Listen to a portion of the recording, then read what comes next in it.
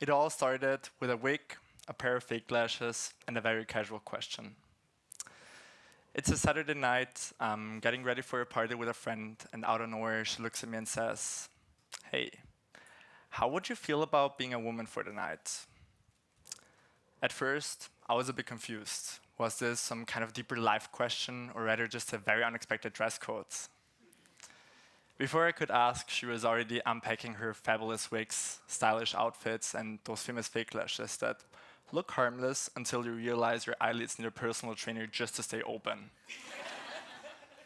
So I thought, why not try something new?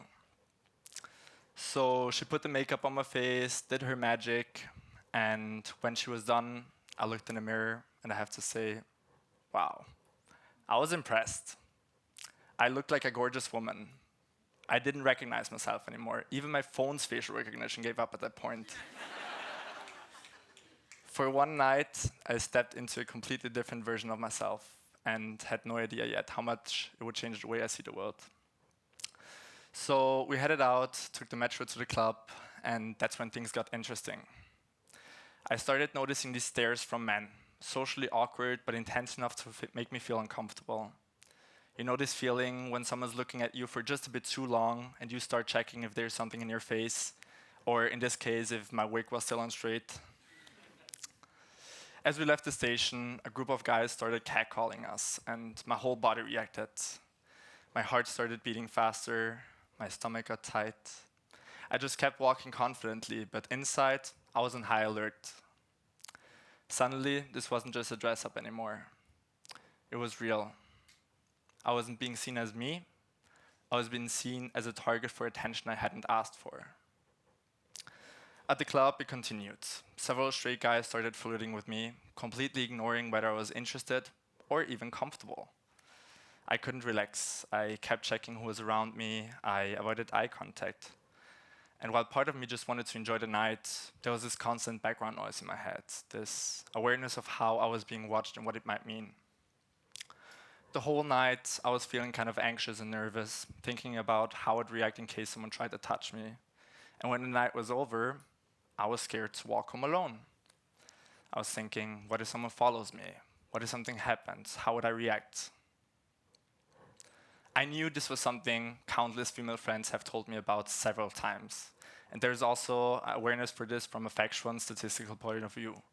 For example, that 2 out of 3 women in Germany have had experiences with sexual harassment in their life, often in public, as mentioned by a report in 2025. But experiencing it firsthand was completely different than just hearing about it. A little while later, I noticed something similar happening to a friend of mine, but this time I was on the other side watching it happen. My friend was usually being perceived as a heterosexual man, but for Pride, we decided to have a little fun and dyed his hair in bright rainbow colors. As we left the apartment, literally before we made it down the street, some guys started yelling homophobic slurs at us, laughing, mocking, and harassing us. And I remember the look on his face. He turned to me and said, what the hell is going on? What is this? And all I could say was, honestly, for me, this is just a very normal Tuesday. And he knew these things happen, since I had told him about it several times. But for the first time, he felt what it's like to be on the receiving end of it. Even if just briefly, he felt what it's like to be in this vulnerable and marginalized position. It's one thing to know about discrimination, and a whole other thing to feel it in your own body. These 2 experiences taught us something that no book, workshop, or statistic ever had. They moved us from intellectual awareness to emotional, physical understanding. A kind of learning that happens not just in your brain, but through your whole body.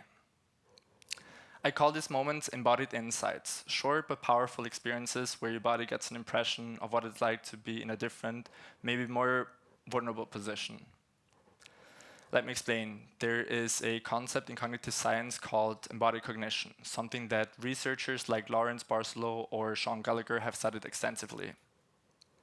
It means we don't only understand the world with our brains, we also learn through our senses, emotions, and physical experiences. Your body reacts before your brain even has time to think. Your muscles tense, your heartbeat changes, your nervous system goes on alert. And in both of those moments, being perceived as a woman for one night or standing beside my friend being perceived as queer, we didn't just know what differences in discrimination and general safety looked like. We felt it. Not permanently, not fully, but enough to shift something inside of us. People who are being discriminated often have a clearer view of how power works because they feel it pressing down on them. Meanwhile, those with privilege can afford not to notice, which means when someone has a chance, even briefly, to step into the position of someone else, their standpoint also shifts. Who's watching? Who's too close? Maybe where the exits are. That's not just emotional, it's educational.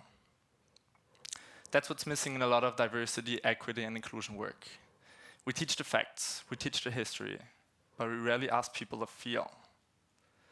The result is that people might know the language, but still not understand the experience. Embodied insights, when they happen ethically, voluntarily, and with care, can be a powerful way to build this understanding. Of course, not every experience can or should be replicated. Some realities aren't ours to step into, and trying to do so can quickly become inappropriate. But that doesn't mean we're off the hook. What matters is not imitation, but proximity. Getting close enough to let someone else's reality shift how you see the world. To root awareness in the body, to make the abstract personal, and once something becomes personal, it's much harder to ignore. These experiences didn't make me an expert what it means to be a woman, just as much as my friend isn't an expert on queer oppression. But they did something we hadn't expected. They gave us a deeper emotional understanding of realities that we had only understood from a distance and reminded us of how powerful it is to come closer. How even short, embodied moments can crack open layers of privilege and help you understand the reality of someone else. Moreover, these embodied insights stayed with us. They made us more alert in everyday life, more aware when people around us might feel uncomfortable or unsafe, especially in the situations we had experienced ourselves. And because we noticed, we could step in, offer support, or maybe just be a calming presence. So here's an invitation. Step out of your comfort zone and into the shoes of someone else. Don't only listen, but feel into the people around you.